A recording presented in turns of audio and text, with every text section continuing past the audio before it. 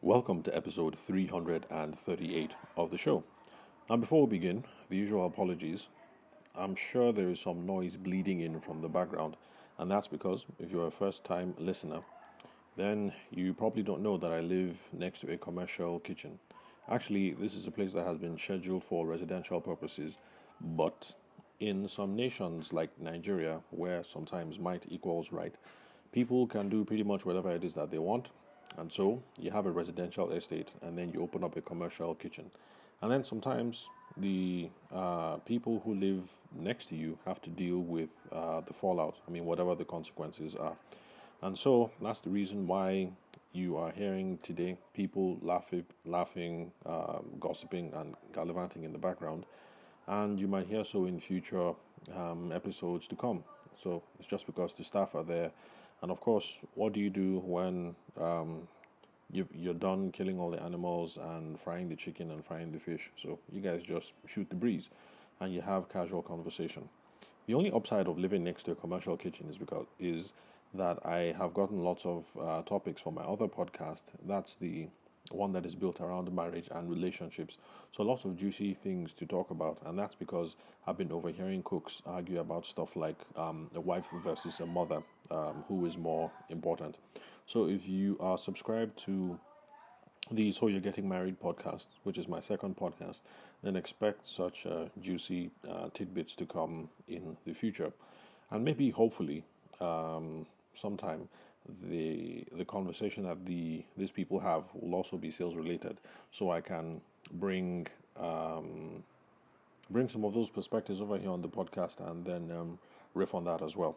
So until they start contributing positively to the topic of sales, we will just do our best to ignore them. Of course, I could record in the car, but I keep my list of questions that I like us to address. I leave them in the house. I don't like moving it around because there are times when I've lost the question, the sheet in the past, and then left to have to come up with a new content calendar on the fly, and it's a lot of work. It's just a lot easier to leave the sheet in one place, and then I know that I have all the questions that I would like us to address on the podcast. And that actually is the reason why we've gone up to 338 episodes so far, because the list of questions just keeps growing and growing and growing. Because every time I have a seminar or a webinar or a clubhouse session or a training session or a consultation, there's always one more question that I think, oh, okay, this is going to be good. We should talk about on the podcast. And that's how the list keeps growing. So if you have noticed any gaps in the past before, don't worry. I haven't run out of ideas and I'm not disappearing anytime soon because the list of questions that we need to answer over here on the podcast keeps growing. And so, with that intro out of the way, what is the first question that I would like us to address today? And that is, how do you prepare yourself to sell, and how do you prepare your employees to sell effectively on your behalf? Now, if you've been listening to the show for a very long time, you remember that I have touched on a similar topic in the past, what to do before you outsource your sales and marketing, whether you have to handle this thing personally, because people do have these sorts of questions that I don't like talking to strangers, I'm not good with people, I don't like small talk, I like my peace of mind, I don't like being salesy, do I have to do it myself? Why can't I pay someone else to promote my wedding photography practice or my wedding planning practice or my carpentry practice or whatever it is that you do, my pots and plants practice? So yes, these are all legitimate questions. So the how do you prepare question, it's not just a question that we ask ourselves in sales alone, but it's a question that lots of people ask when it comes to high performance industries, and a couple of those that you are familiar with. So, for instance, how do you prepare yourself to sing at the opera? How do you prepare yourself for a military campaign? That's if you're a soldier. How do you prepare yourself for the Olympics if you're a sportsman? And on and on and on. Now, you're going to ask me that what do these scenarios have to do with sales? And the answer is not much. In fact, nothing. The only thing that we have in common is that these are high stakes and high performance disciplines. So whether you nail the performance or not, as a sportsman or as a performer, it's high stakes. If you nail it, then the rewards are high. If you flunk, then the rewards are going to be pitiful. So that is what we have in common with high stakes disciplines. And it's time that we realize, no matter what line of business we're involved in, that we are in a high stakes discipline. Because if you don't promote yourself adequately as a photographer, or as a solar panel expert, or as a decor person, or whatever it is that you do, if you don't promote yourself adequately, if you don't market adequately, if you can't sell adequately, then you're going to be in a heap of trouble, because you're not going to make that sweet income that you need to maintain your lifestyle. What else? Pay for school fees. What else? Pay for fuel for your generator, especially now that we have that the fuel queues are coming back again. Let's see what else. So anyway, it's a high. What we do is high stakes, because if we don't perform, then we do not get paid. And another thing that these high stakes discipline have in common is that you can't engage in any of them without a firm grasp of the fundamentals. So you need to have mastery of the fundamentals. So back to the soldier example, you need to be in good physical shape. You need to know your weapons.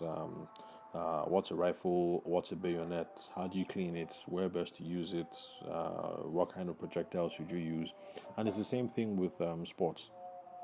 My son and I have been having these conversations around football, because he just wants to go and play like any kid his age. He just wants to play football. He doesn't see why at the beginning you should run around and then do laps. And then after the laps, you do push ups. And after the push ups, you do jumping jacks. And then after that, you do sprints. And after sprints, you do trapping. And after trapping, you dribble. After dribble, you head. After head, you raise. And he doesn't understand why you have to keep going over and over and over and over all these things. In his opinion, can't we just get in there and just play and then have some fun? And I have to keep explaining to him that you can't be a good footballer until you have a grasp and a mastery of the fundamentals. So you run so that your conditioning is on point. You do push-ups also so that your cardiovascular conditioning is good. The same thing for the sprints. And then when it comes to the trapping, the dribbling, the heading, the raising, and the leg overs and all that, it's so that you're going to be very good at dribbling and handle the ball when you're in live game scenarios. And so we need an absolute grasp and mastery of the fundamentals. So it's the same for those of us in sales, because a lot of us are trying to improve our businesses, photography business, planning business, fish rearing business, without trying to grasp what the fundamentals of sales and marketing are, and then trying to see how that we can improve on them. We need to know the fundamentals, and then we need to have a framework for performance and for improvement. And that's what we have in in common with all these other disciplines. So you need the fundamentals of your vocals need to be locked down. So I'm pretty sure Beyonce does her drills, her vocal drills, all those funny things that they do. Drink only lemon tea or drink only ginger, and then you do that. Your P P P me la la la la la la la la la and all that stuff that they do.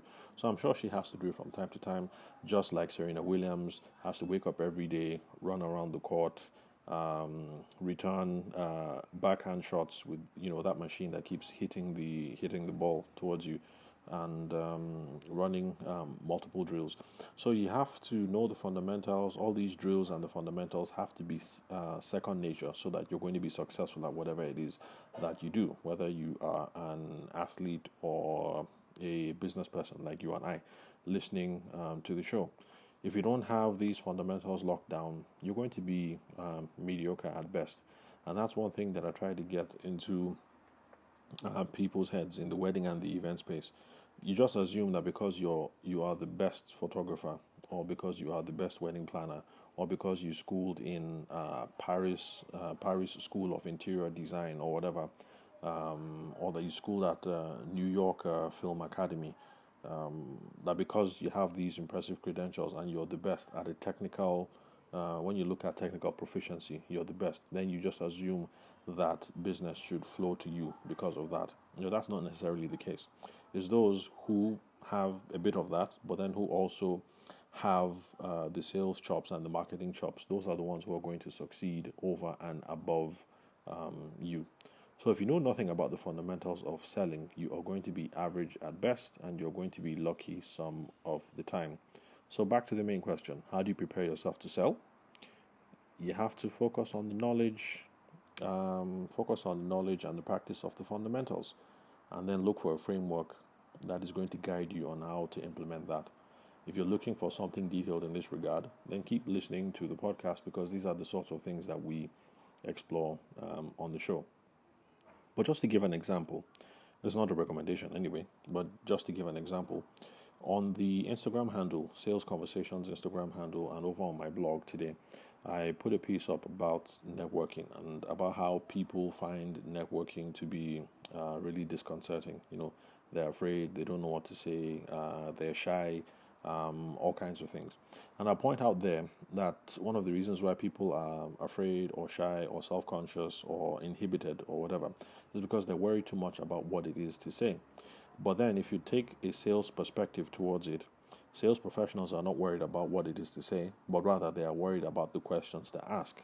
Because it's only when you ask questions of your potential customers, your stakeholders, your investors, whoever it is that you're dealing with, that you get them to open up to talk about themselves, their problems, the opportunities. And then, with all that background information, you're going to know how your product or your service applies to the situation.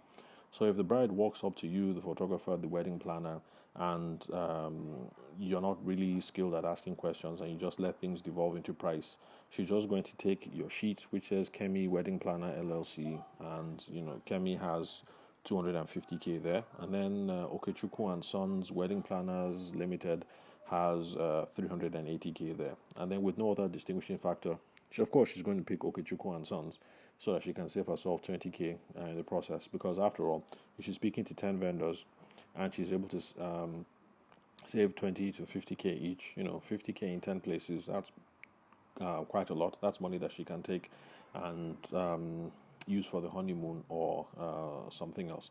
So when it comes to sales, there's this whole thing of learning how to ask questions, and open-ended questions at that, because those are questions that get people talking. And those are the kind of fundamentals that I addressed in my post today about the post and the video today about networking, about how you shouldn't worry about what it is that you're going to say, but focus instead on the questions that you're going to ask and how you can use open-ended questions to drive the conversation forward. So, what are the fundamentals that you should worry about? There are lots of them. So, just like with the football conversation with my son, you can't say, learn about trapping. Once you know how to trap, you're going to be a solid footballer. Or focus on your sprints. Because when you have the speed, you're going to be an awesome footballer. So, it's a lot more than that. So, just like you need trapping and dribbling and sprints and leg overs and juggling and raising and all that. So it's the same thing with sales. So those are some of the fundamentals that you're going to need. How do you open the conversation? How do you use open-ended conversations? How do you carry on the conversations? How do you secure the commitment? Those are the sorts of things. But the thing is, you have to know what these things are, and then you have to practice the fundamentals. So it's the same as with sales, as with other high performance activities, high risk, high reward activities, and it's not something we can run away from. It's just one of those thing about life, and the sooner we embrace it, the better. So if you are that wedding photographer, that wedding planner, or you're that technician who sells alternative energy solutions, don't get just realize that there's a framework and there are fundamentals to this thing. The sooner that you try and figure out what are these fundamentals and start applying them, the better off that you're going to be. So thanks again for listening to episode 338 of the show. I'll catch you guys at the next recording tomorrow. I don't have my sheet with me right now, so I can't give you a sense of what it is that we're going to be talking about. But just like we have looked into today's topic, I promise is going to be something insightful and relevant to moving yourself and your business forward. Just good stuff that moves us forward when it comes to sales development, business development, and personal development as well. So thank you very much for listening to the podcast. If you are listening in Nigeria and you happen to be on a fuel queue, because the queues are back. Well, all I can say is tough luck, and hopefully we're going to be out of this soon. And we hope one day somebody is going to be able to figure out. Maybe that might be you or me. I mean, we do have to get involved at some point in trying to shape the policy environment in which we live. So one day we're going to be able to figure out what it is with electoral cycles and why do these hiccups seem to persist for all time and also seem to come up again like a nasty sword during electoral cycles. So thanks for listening to this recording, and I'll catch you guys at the next episode.